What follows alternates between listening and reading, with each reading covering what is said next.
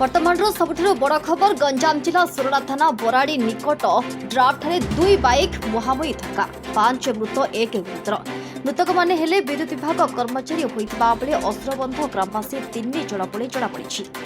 गोटे बाइक रे असुरबंध ठारू सोरडा अभिमुखे आसुथिबा बेले विपरीत दिगरु विद्युत विभाग 3 जण कर्मचारी गोटे स्कूटी रे जाउथिबा बेले बराड़ी निकट ड्राफ्ट रे मुहांमुही धक्का होइतिला।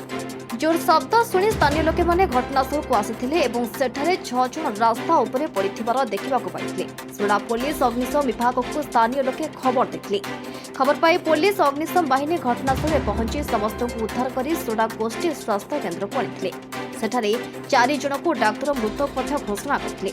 अन्य 2 जण को अवस्था गुरुतर थिबारु प्राथमिक चिकित्सा पर ब्रह्मपुर स्थानांतर कराइथिला। एमकेसीजी ठारे डाक्टर जण को मृत्यु होइथिबा कहिथिले।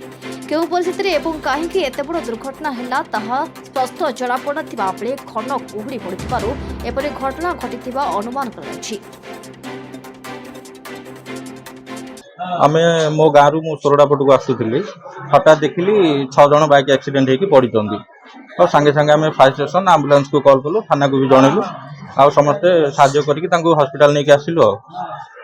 तो माने आमे एबे जहा खबर पाउछु से माने हमर दुलाड आ सोरडार 4 जण 2 जण गुरुतर अछन समान को एम्बुलेंस के बरमपुर ने आसी की लागु जे 2टा बाइक सामना सामनी धक्का आइछन।